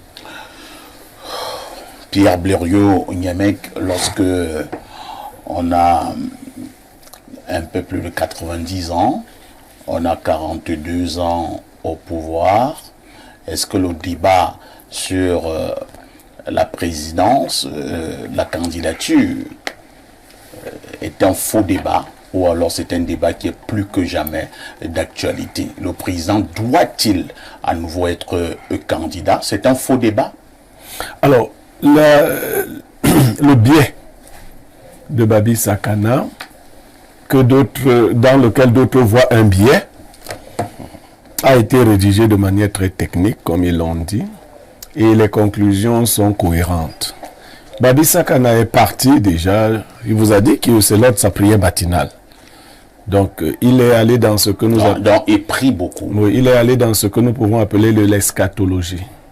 Donc, les paroles de Babi Sakana ne peuvent avoir au-dessus de Babi Sakana que Dieu créateur. Et je suis convaincu qu'il a été fort inspiré. Les conseils ont ceci de particulier que vous pouvez vous en moquer. Vous pouvez vous en foutre. Et on peut voir le professeur. Bien sûr, s'en moquer. D'accord. Mais sauf que les conséquences vont toujours... il faudrait toujours mieux éviter les conséquences et suivre les conseils. Non. Un autre vous l'a dit, et c'était le professeur Onangini, il dit si vous suivez la trajectoire de Paul Biya, vous comprenez qu'il n'écoute pas les conseils. Et c'est bien. Ça lui a souri jusque-là. Vous me demandez si je devrais lui donner un conseil. Non, je n'ai pas posé la question. J'ai demandé si ce débat est un faux débat. Non, je n'ai pas demandé à vous de donner un conseil. Le Cameroun n'est pas une île. À tous les gens qui ressemblent à Paul Biya, on a demandé ailleurs de ne pas se représenter. Mais le Cameroun, c'est le Cameroun. Mais ça ne signifie rien. Une chose n'est elle-même que parce qu'on peut la comparer. Est-ce que c'est payé par la Paul Biya? Non. Est-ce que Paul Biya écoute quand on parle? Donc, les choses qui lui parlent, il ne les écoute pas. Le Cameroun n'est le Cameroun que parce qu'on peut le comparer. Sinon, il n'est rien. Une chose n'est pas chose en elle-même sans qu'on puisse la comparer. On peut donc comparer voilà, on peut comparer à situation similaire. Toutes les personnes qui ont été dans cet état-là. Mais toutes ces personnes-là n'ont pas voulu partir d'elles-mêmes non plus. Vous ne pouvez donc pas demander à Paul Biya de partir, quelqu'un qui estime que, bon, on a tellement mis long qu'il faut achever une fois. D'accord, voilà sa logique. Il n'a plus où partir, selon lui, parce que, habitué, je crois que la maison que Paul Biya a occupée le plus longtemps dans toute sa vie, c'est celle d'Etoudi. De sorte que lui proposer une autre maison, maintenant, c'est comme le perdre. Donc, c'est il a une autre maison en Voma. Non, je vous dis, la maison qu'il a le plus occupée toute sa vie, celle qu'il connaît. Il peut également s'habituer avec cette maison. À son âge, on n'a pas de nouvelles habitudes. C'est ça le problème. Si vous l'enlevez de ce biotope-là et vous le perdez, donc, il est donc déterminé à achever sa vie dans cette maison-là. Maintenant, à nous de voir, nous qui ne sommes pas d'accord, parce que sans que vous me demandiez mon conseil, moi je ne suis pas d'accord qu'il se représente. Et pourquoi? Mais parce que ce n'est pas comme ça qu'on fait les choses. Ce n'est pas de point de vue. On fait les choses comment? Chaque chose a un temps, nous dit l'Ecclésiaste. C'est pas Libye qui lit souvent la Bible ici. Il y a un temps pour chaque chose. Une chose qui met trop long déplaît, même si elle donnait du plaisir au départ. C'est ça le principe. Ah bon? Oui, bien sûr. Toute chose qui met trop long finit par déplaire, même si elle fait plaisir au départ. Ok? Nous avons chanté Dimasou de Emile Kange à l'époque. Les Jojo. Non, c'est Emile Kange. Les Jojo a chanté. Et si de suite, on a dit que si quelqu'un touche à Biya, on va mettre feu au Cameroun. On a dit que nous sommes là. C'est le type qui connaît les choses. Mais les choses qu'il connaissait sont passées. Aujourd'hui, c'est le même, nous lui disons, gars, les Jojo en temps est même devenu pasteur et tout le reste. Pourrait-il encore chanter ce genre de choses? Emile Kange. Donc, Emile Kange était tout jeune quand il chantait. Emile Kange est très vieux aujourd'hui. Et Biya est toujours là. Donc, nous adjoignons à Babi Sakana et à toutes les bonnes volontés pour dire que, président, c'était bon. Ça a trop duré, laisse. Très bien. Voilà. Abel Elimbi Lobé, le président lui-même a répondu d'une manière ou d'une autre à cette préoccupation. Le moment venu, on saura s'il se représente ou alors s'il va au village. Le débat sur la candidature ou non, la nécessité de la candidature ou non du président Paul Biya se pose avec un peu plus d'acuité, plus l'élection présidentielle approche. Je me félicite que ce débat persiste. Les gens ont voulu l'éluder avec des arguments de clocher. Des arguties. Et ils doivent bien prendre, comment on dit ça, pour leur compte, de constater que ce débat persiste. Je voudrais féliciter Babi Sakana. Voilà. Merci de tout joindre à nous. Féliciter de nous aider, de venir prendre sa part de responsabilité en tant qu'intellectuel camerounais, de prendre sa part de responsabilité dans ce débat, à côté de lui. J'appelle tous les autres intellectuels camerounais. Il y en a qui s'expriment déjà, qui sont dans le parti, qui demandent à Paul Biya de ne pas se reposer. Tu peux m'en donner quelques noms? Famendongo. De ne pas se reposer. Donc, de ne pas se reposer. De ne pas se reposer. De mourir au pouvoir. Vous disiez que il y a des intellectuels camerounais qui s'expriment déjà. Certains sont dans le RDPC. Ils demandent au président de mourir au pouvoir, de rester là, advienne que pourra, qu'il soit apte à bien gouverner, à l'être ou pas, qu'il reste là. Babi, comme moi, comme d'autres, nous sommes de plus en plus nombreux. Et je voudrais exhorter ceux qui attendent encore que Rome brûle, prenez la parole. Je veux que les philosophes camerounais parlent, que les ingénieurs camerounais parlent, que les juristes, que les magistrats, que les techniciens de toutes sortes, ça nous concerne. Chers compatriotes, la question nous concerne.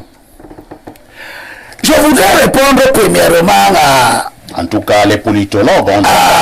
à Abengono. Ça a donné son avis tout à l'heure. La lecture qu'il fait de l'article 6 est extrêmement erronée. Je crois que le recteur ici ne partage pas ça. Quand on dit à l'article 6 que voilà. Non, je sais pas, j'ai dit je crois que.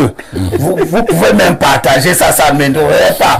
Il y a Olangini 2, Olangini 3, peut-être qu'on va découvrir le 8e. Donc, moi je dis que, on dit que la linéaire 2 précise que le président est élu pour un mandat de 7 ans. Point. Il est rééligible. Quand on dit ça, rééligible, cela veut dire que conformément à la linéa 6, le régime de l'élection à la présidence de la République est fixé par la loi. Cette loi, c'est le code électoral. Qu'est-ce que cela veut dire?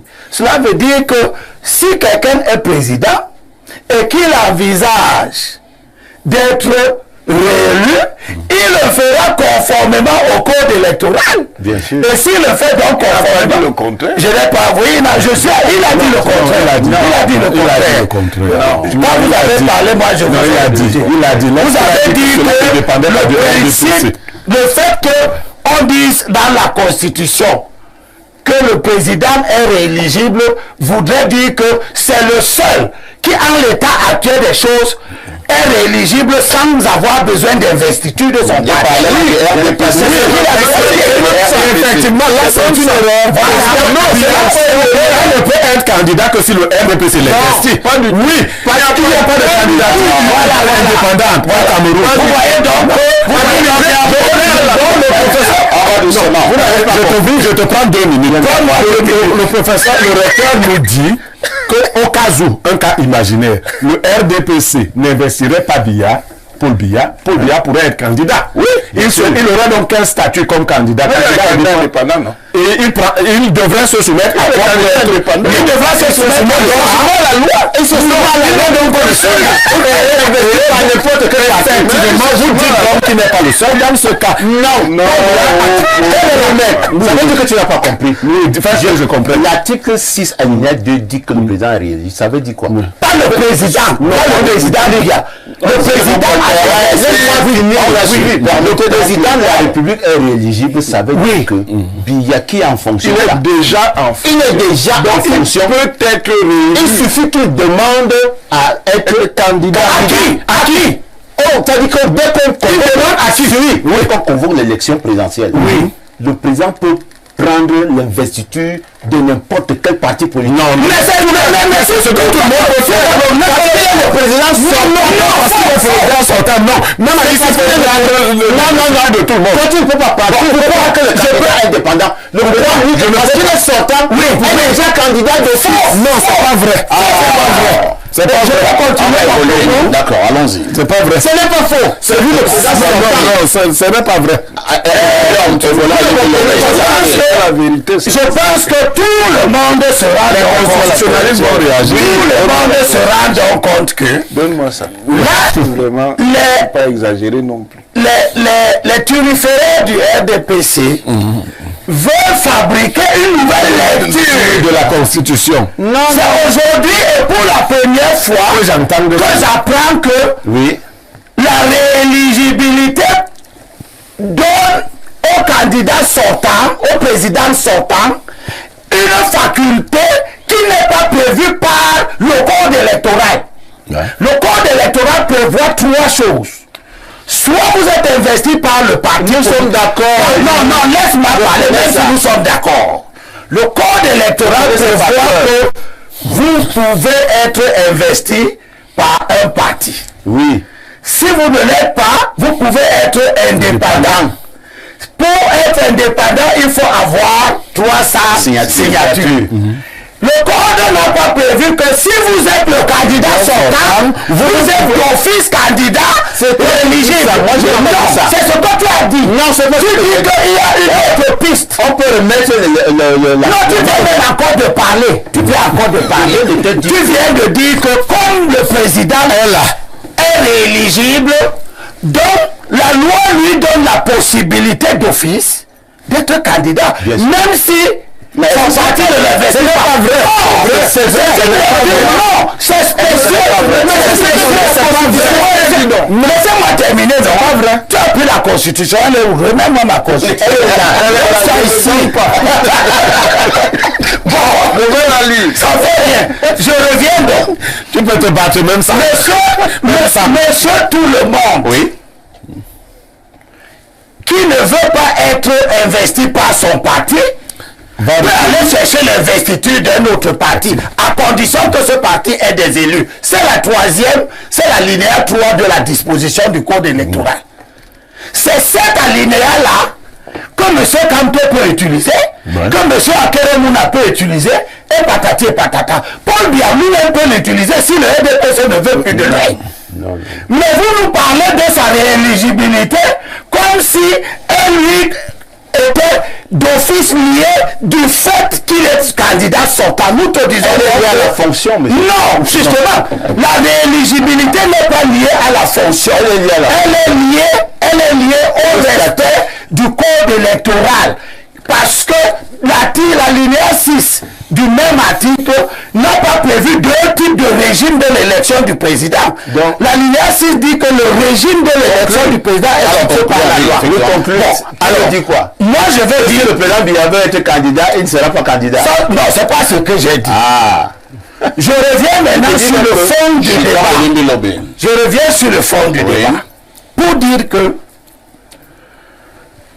comme disait Blaireau tout à l'heure, moi, on nous a toujours dit ici que le président écoute les Camerounais, il prend la mesure de l'opinion, etc. Et puis, bon, subitement, on nous dit que non, il ne parle pas. Le fait de signer un ou deux décrets, ces jours-ci, de recevoir les ambassadeurs, c'est la continuité de l'exercice de son mandat. Il est en mandat. J'ai lu Babi ne lui demande pas d'arrêter de recevoir les ambassadeurs. Babi lui demande, en termes de candidature, de ne plus être candidat par raison. Babi ne lui a pas demandé de démissionner. Ok. Babi Sakana, dans tout ce qu'il a écrit, n'a pas demandé au président de démissionner. Encore que le RDPC puisse produire Babi est en train de réagir par rapport. Babi est en train de réagir par rapport à l'ambiance que le RDPC d'affaires à candidature. On va passer la parole au professeur Owenangini. Professeur, vous avez apparemment une ou deux précisions à faire. Oui, la première chose, je viendrai à la lecture des dispositions précises de l'article 6.3 combiné à celle de l'article 6.6. Mais la première chose, j'estime que les groupes d'opposition et ceux qui les soutiennent se mettent dans une posture de défaite. C'est quoi la posture de défaite? La posture de défaite, c'est qu'ils pensent qu'il est plus important pour eux d'obtenir que le président Paul Biya ne soit pas candidat au lieu de développer leur propre offre politique. Ce sont eux qui nous disent tous les jours, Paul Biya est fini, Paul Biya est vieux, Paul Biya est mort, il ne peut plus rien faire. Vous avez donc quelqu'un qui n'a donc pas l'énergie politique et qui s'offre donc à vous en victime et vous refusez. Ça veut dire qu'en réalité, ils ont peur d'une candidature de Paul Biya. C'est une lecture simpliste. Ce n'est pas une lecture simpliste. Tu as entendu si Paul Biya est faible et que moi je suis candidat en face, je suis content qu'il vienne. Puisque je sais que je vais le battre. Mais comment non? Sachant que je vais battre Paul Biya, je fais tout pour qu'il ne soit pas candidat. Ça veut dire que j'ai peur de lui. Ça veut dire que je sais donc que... Je vais répondre. Bon, maintenant, je viens donc à la disposition. Voici ce qui est écrit. Article 6, alinéa 2. Oui. Le président de la République est élu pour un mandat de 7 ans. Voilà. Le président de la République dont il s'agit, c'est deux niveaux. Ouais. Il y a le président en tant qu'institution énoncée. Et il y a le président en tant qu'institution incarnée. Voilà. Par une personne physique. Il est rééligible. l'institution énoncée qui est rééligible. C'est l'institution incarnée dans une personne qui est rééligible. Dès qu'il y a élection, ça c'est le premier élément. Autorisé à se présenter. Deuxième élément, article alinéa 6 du même article. Le régime de l'élection présidentielle à la présidence de la République est fixé par la loi. Le fait de dire que le président est rééligible ne va pas à l'encontre de l'idée que quand il va donc se présenter, il doit se présenter conformément à la loi. C'est tout. Vous prenez alors la parole maintenant pourquoi? On prend la parole pour vous voulez faire quoi? Que quoi? Vous voulez faire quoi? Moi j'ai dit que parce qu'il est un président, tu as pris la parole pour faire une dissertation sur cette question. Pourquoi? Si tu sais très bien que sa rééligibilité ne peut se faire que conformément au code électoral, c'est-à-dire voir les instituts de son parti. Le problème, pour finir, c'est que les accords évoluants, je voudrais terminer pour réagir. Oui. C'est que l'opposition camerounaise s'est déjà mise en situation de défaite. Ça veut dire que même si le RDPC ne voulait même pas mettre Paul Biya, il faut même recommander au RDPC de mettre Paul Biya comme candidat, puisqu'il lui apparaît donc que les adversaires ont peur de Paul Biya. Non, on n'a pas peur de Paul Biya. Vous avez peur. On n'a peur de tout ça. Bonjour le panel. J'étais à une fête à Kribi. Le public présent a demandé à l'artiste invité, Ngale Jojo, de chanter sa fameuse chanson « Rigueur » à la gloire de Paul Biya. Il a refusé. Nous allons vérifier cette information. Hein. Autre message ce matin. Bonjour parfait à ton panel. Dites s'il vous plaît à monsieur Bongono qui demande qu'on remette la bande que Célestin Njamen avait demandé de remettre la bande. On a remis et il a lu l'heure. Bonne émission à vous. J'avoue, je comprends pas.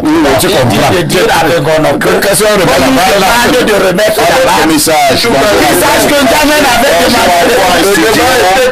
Effectivement, monsieur Bongono a déclaré bon. Monsieur Limbelobi, d'accord. Alors, Maïdadi Seydou, que vous connaissez bien, qui est un homme politique, il s'invite à ce débat. Qu'est-ce qu'il dit?